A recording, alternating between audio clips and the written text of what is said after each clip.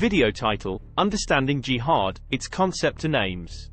Before watching this video, please share and subscribe this channel. Introduction. Assalamu Alaikum, peace be upon you.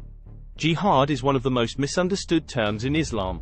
Often associated with terrorism, it is a term that has been misrepresented in the media, causing confusion and fear amongst people.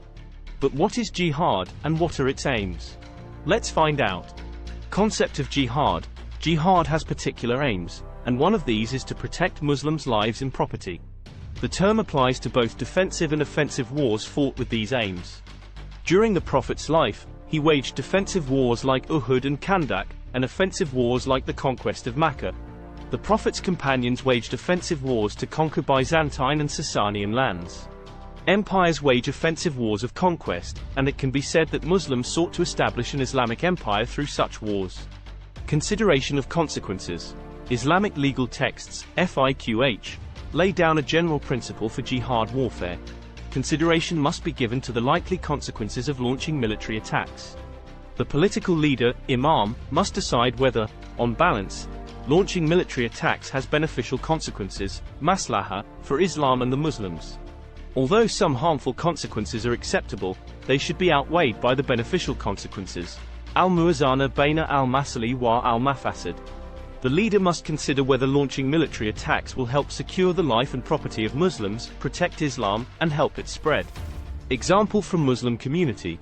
Muslims should not wage jihad recklessly, with no consideration of the consequences. Waging jihad in this manner was not the way of the Prophet, the companions, or later Muslim leaders throughout history. In Mecca, the Muslims were violently persecuted by the Quraysh, but the Muslims did not have adequate resources to fight. If they would have risen against the Quraysh, it would have likely resulted in their slaughter.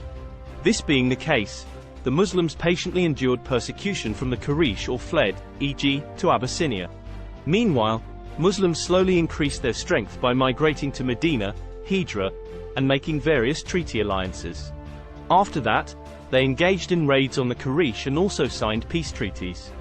When the number of Muslims was large enough, they marched on Mecca and conquered the city with minimal casualties.